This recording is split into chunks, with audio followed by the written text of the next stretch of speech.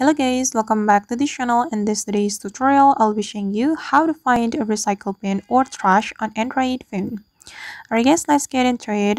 First of all, if you want to find recycle bin or trash on your Android phone, you can go to your file manager or my files application on your Android phone. So this is my files application and I'm going to open it. And here we just need to scroll down a little bit until we find the trash or recycle bin option.